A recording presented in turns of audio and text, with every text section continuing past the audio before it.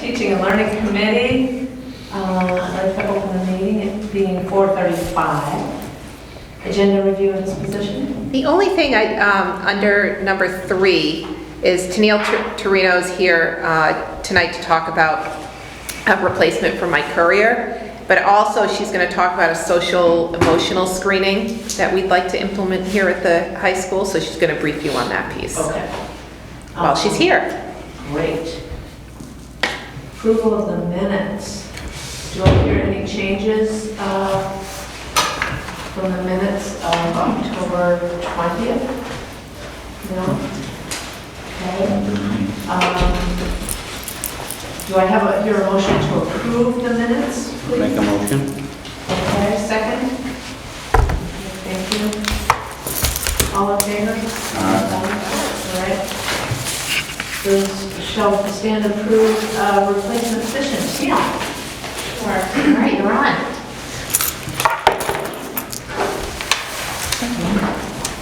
So I have 2 documents for you all. Like Carla mentioned, we are looking to implement universal screening around social emotional wellness for students this year, and that's to comply with that portion of our reentry plan. You're welcome. I'm sorry, which plan? Re-entry, you said? Our reentry plan this summer that we had in order to, what was it for Carla? Addressing the social emotional needs of the students after being out for so long. And I just couldn't hear it. Yeah. Yeah, I know. And I was walking around. So I'm going to start with that. So our reentry plan, part of our reentry plan indicated that we be monitoring the social emotional needs of our students. Makes sense after they've been out for so long, and to really consider those factors in terms of a universal screener. So the screener that we are proposing we use is the DESA, the Devereaux Student Strengths Assessment, High School Edition. It's really nice that the DESA is strengths-based. I think that really helps shift gears to focus on positives and what's going well, and really help students see where their areas of need are, and that we'll be doing that. The thought is that in order to do it with fidelity, we would provide a screener to a teacher. They'd fill it out on a student. It's 8 items. The screener is 8 items. It should take less than a minute, which is really convenient. And then they'd be flagged based on needs, potentially in 8 different areas. And if there was a need determined, then there would be intervention that we would provide either in an individual basis or in a group. So that's what this school year will look like for those students who are being screened. And this little one-pager here is just kind of a brief rundown of those areas that are being assessed and what it will look like for each student, and a highlight of the program itself. Are there any questions about the DESA or what we hope to accomplish? Really looking at a goal to develop a more systematic intervention, just with some true data on students that are in need, so it would help us respond in an effective way. Did you say, oh, go ahead, Barbara. It mentions the 8 competencies, yeah. Yeah, Sorry. that's okay. But the graph only indicates 5. What's the difference Right. between, I mean, I can read the differences, but what is the difference? So within these 5 are some of these 8. So for example, optimistic thinking there is under self-management. So optimistic thinking is in bold. That's one of the 8 areas, and it's within these 5. So these 5, good question, Barbara, the 5 areas that are there in that graphic Yeah. are from CASTLE, which is the organization that provides the DESA and gives us those competencies to be able to kind of break them down into these other areas. So within each of those 5, there are other smaller subsets. Thank you. You're welcome. Yeah, Lisa? So is this kind of somewhat on the cognitive behavioral therapy end of things, would you say, or? So CBT is really more about thinking about thinking, rephrasing your thought processes. This is more about if I have problems with relationships with my friends, if my teachers have observed that I'm always kind of having a peer conflict, then that might be identified, and that would be an area of need. And so we would have potentially a group to say, look, you were identified in this area. Can you tell me about your relationships with friends? Are you identifying with this as a conflict? So it's less about the cognitive process, the cognitive piece, and more about the behavioral piece. Okay, and more self-reflective, it sounds like. Yes. Okay, Yes. got it. This sounds good. Yeah. Yep, and it is universal, so it'd be given to a whole subset of students as opposed to a specific group. And I had one more thought about that. Now I can't remember. It's a way not to have it fall through the cracks. Yeah. Janelle, how would it be flagged? So the assessor is the teacher? So yes, Okay. so the assessor would be a teacher. It would be in one of the core subject areas, reading, math, English, or science. That would be my preference anyway. And again, they give the screener.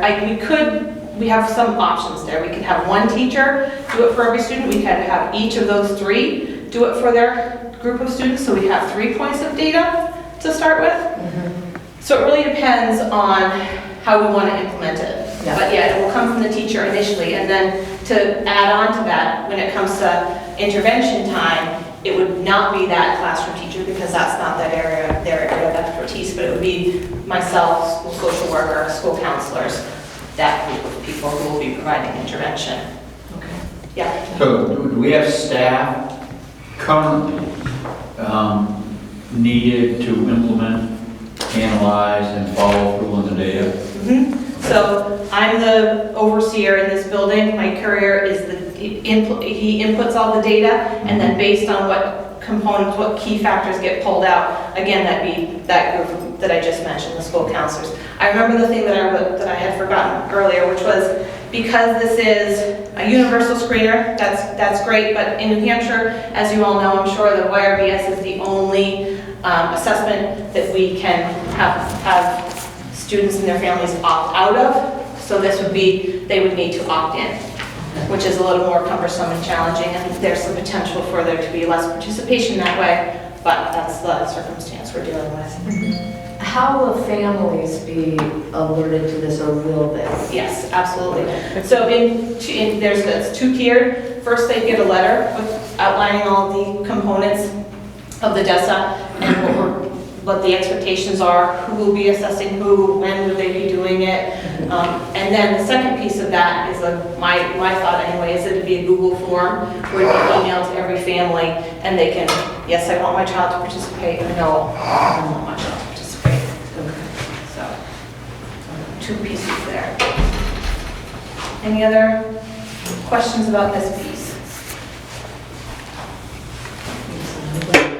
So we would like to recommend implementation. Would it be for this year or for next? So the plan, Yeah. my plan, in order to implement the assessment with fidelity, my thought is that the population that we have the most ability to implement interventions with is the freshman class.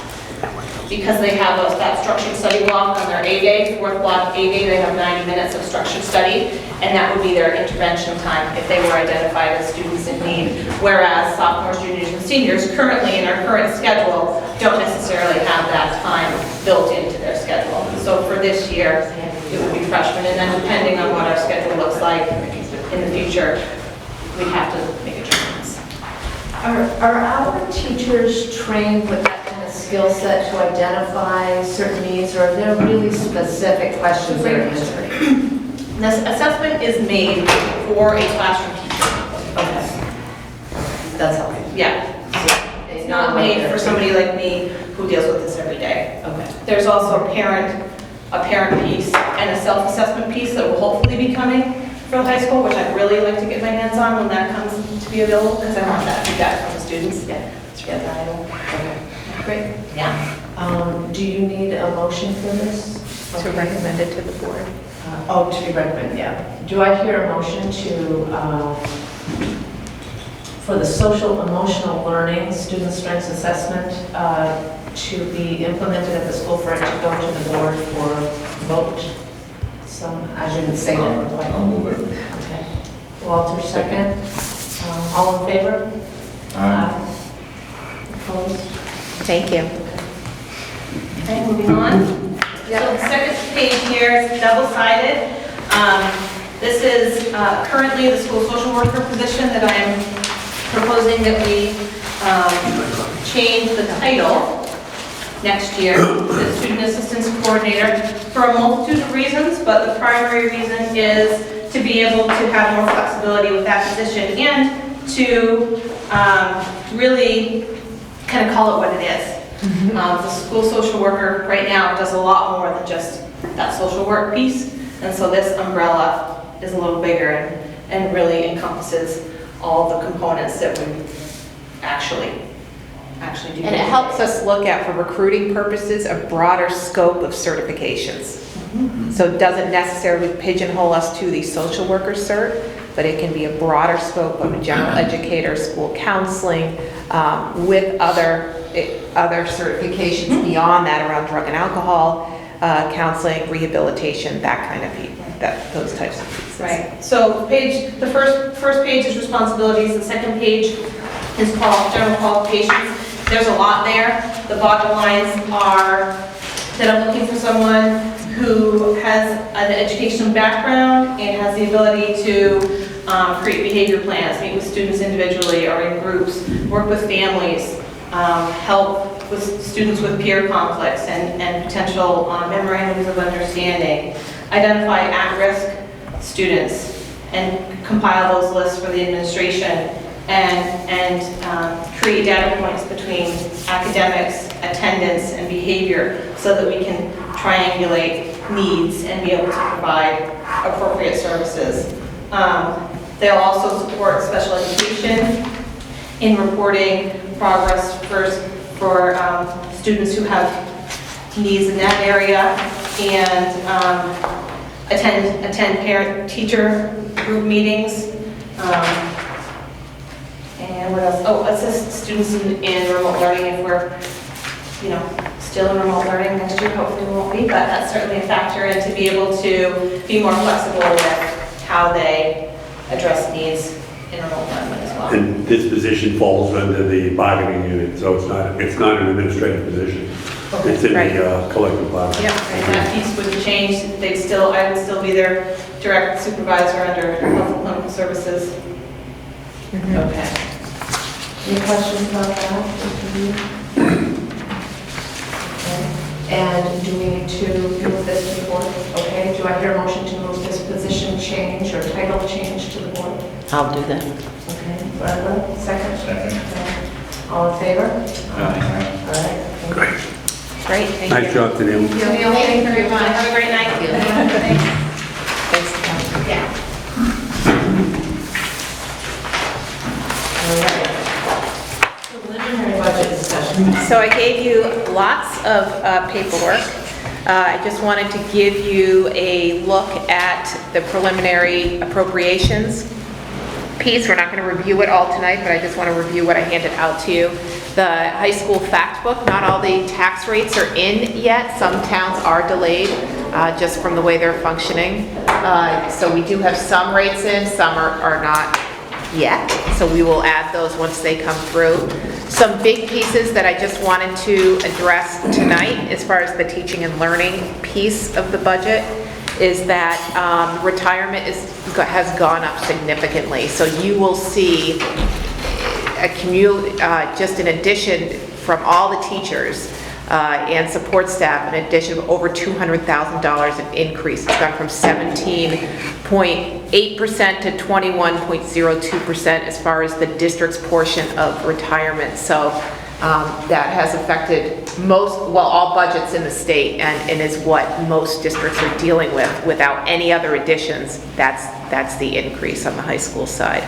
At this point, we are just, again, putting through the appropriations with current programming. So there has been no additions to staffing as in regards to this year. So I just wanted to reach out to you on that piece. So if you get a chance to review that over the next couple of weeks, just highlight anything that you may have questions about. So when we meet in a couple of weeks, I can go through, some of the big increases, any of the reductions, and then any questions. At least you've had a couple of weeks to see the data. I put together 2 charts, one being the retirement rates history. This is a new chart that you probably would see, just because that's often a question that you'll be asked, is what is the district responsible for? The other piece is the 20-year history of medical rates.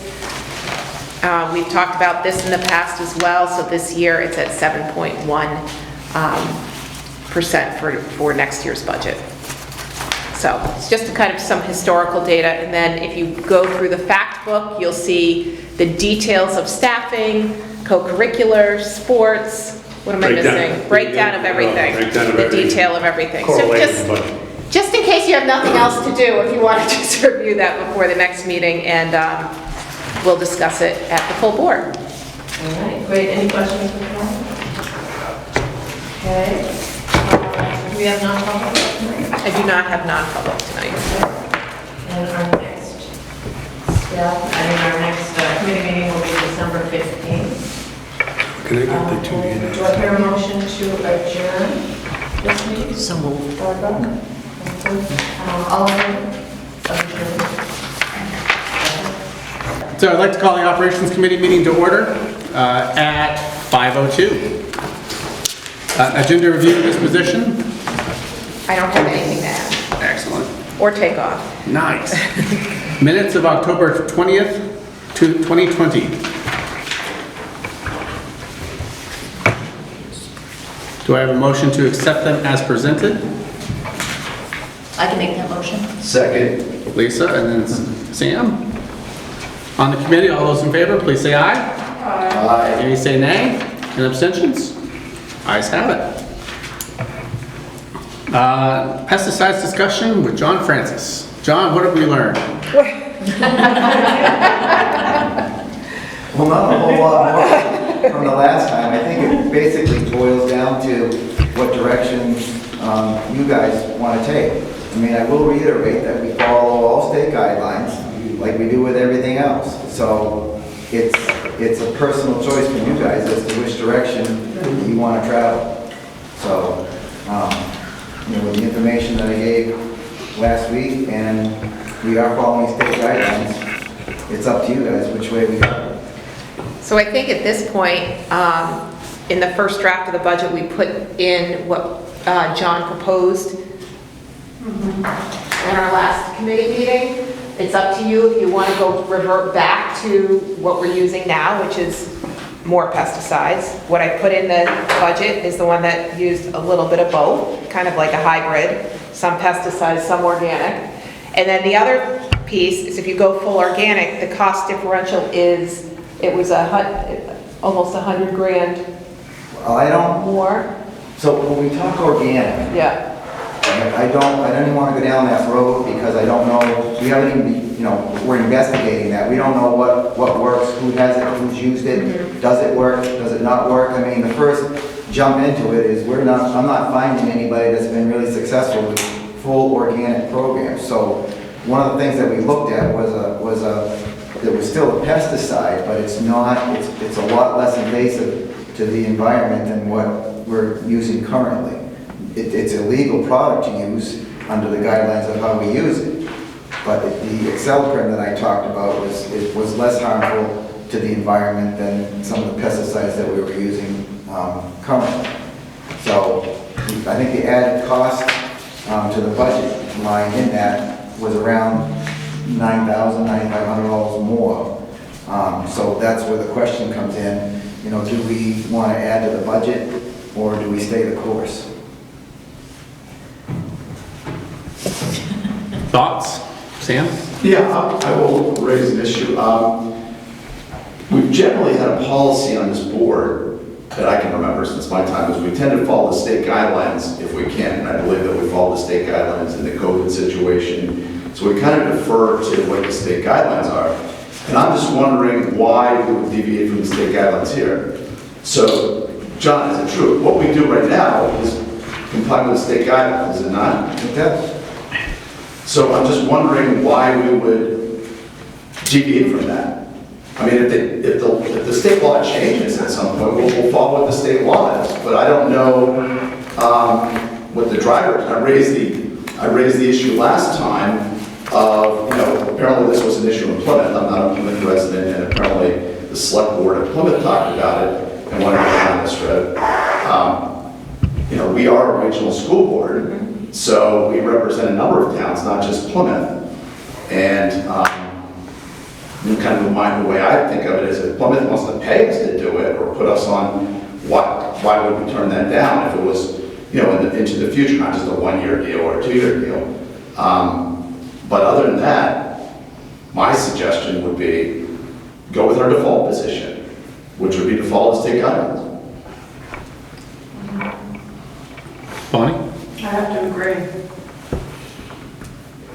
Lisa, do you have any? I mean, I think that it's, I think we do a nice job. We're reactionary. We're not over treating. We pick certain times of the year to treat, safe away from, sports and students, and a less busy time of the year.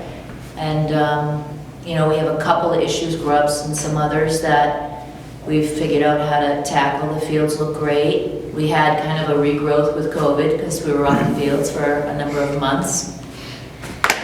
We're lucky that we have Jim Blake in terms of this because he's all licensed and certified, so he knows what he's doing. And again, what Sam said, we're following the state guidelines. And until, those change, I think that makes the most sense.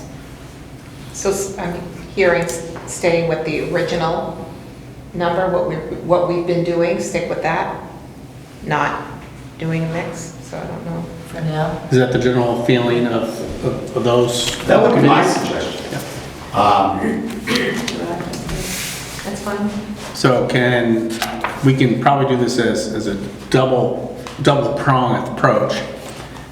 We can have a motion made to stay with our current plan, maintaining state standards, and also pass this to the board for a full discussion if we need to. I don't know if we need to for a full board discussion or not. I'll discuss it within the budget. Okay, and just within say the budget, it's, yep. Yeah, and that's the recommendation coming from committee to stick with the plan. So the draft I sent out is using the higher number, so I'll adjust that, just so you know, with a new packet for you at the next budget meeting if you vote on that.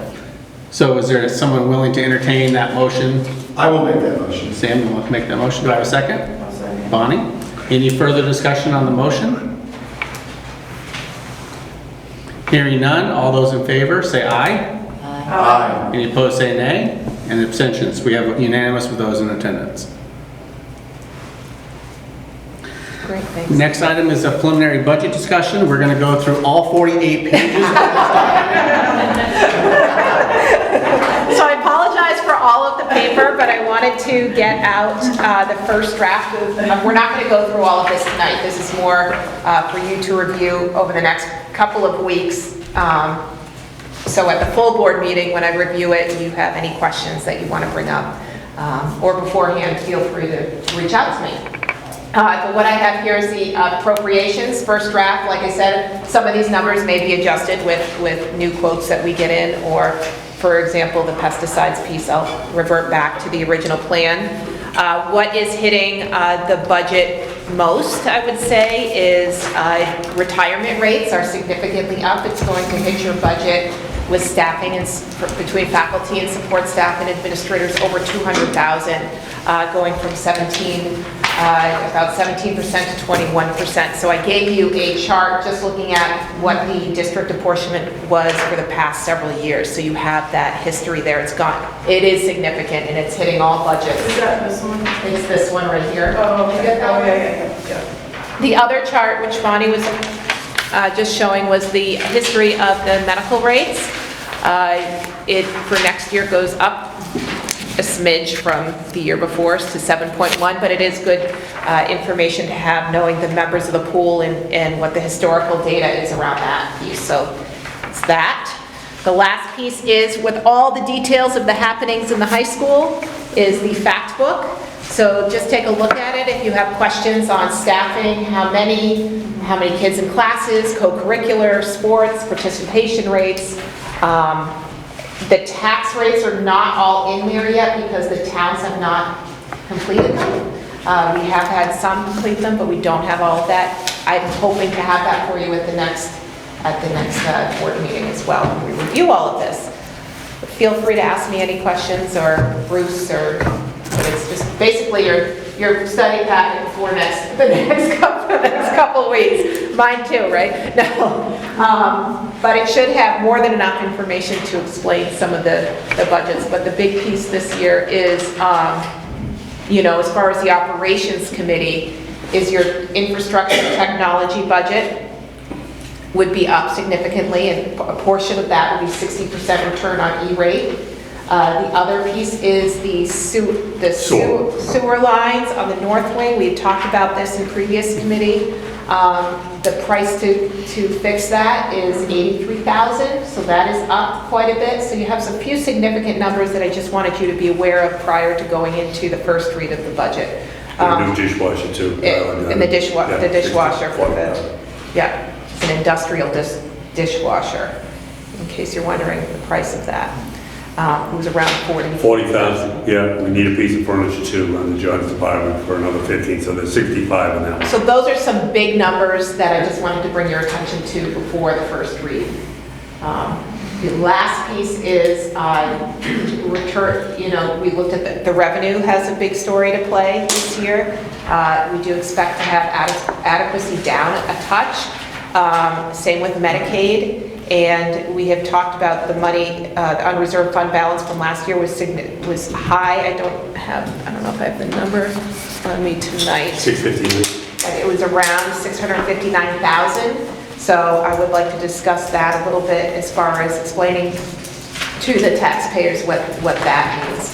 So on the back page of the budget, you'll see your revenue page, which if you just look, it's $629,175, which is the unreserved fund balance. So that is something that sometimes has an unintended spike. So it's just something we had talked about because of COVID. That was the return, so it's not something that was unexpected, but a couple of things to think about. Anyone on the committee have questions for Carla? As this was an agenda item on the previous subcommittee, anyone else in the room have questions for Kyla regarding the budget that may not have been answered last time? Phil? One question I have, with respect to the dishwasher, is there any way to access, was there any surplus from the renovation project? No, it's not part of the CTE project. So you can't, even though it's Separate. And the dishwasher that was there was 1983. But when they renovated, did they put in? That's not this one, Phil, this is down in the cafeteria. We own all that equipment down at Cafe Oh, so you're talking It's about for the the- dishwasher It's downstairs? for our food service program. Yeah. Okay, I'm sorry. Yeah. All that equipment down I there. thought you pointed in We there, own it's the all. school. Right, That equipment's 1990. right. Yeah, okay. 1990, right. Yeah. With came in with Okay. Harvard. That's great, thank you. Any need for non-public? No. Excellent. Our next meeting is December 15th at the same time. Can I have a motion to adjourn this subcommittee meeting? Moved by Bonnie, do I have a second? I'll second that. Thanks, Ann. All those in favor, please say aye. Aye. Any opposed, say nay. The ayes have it.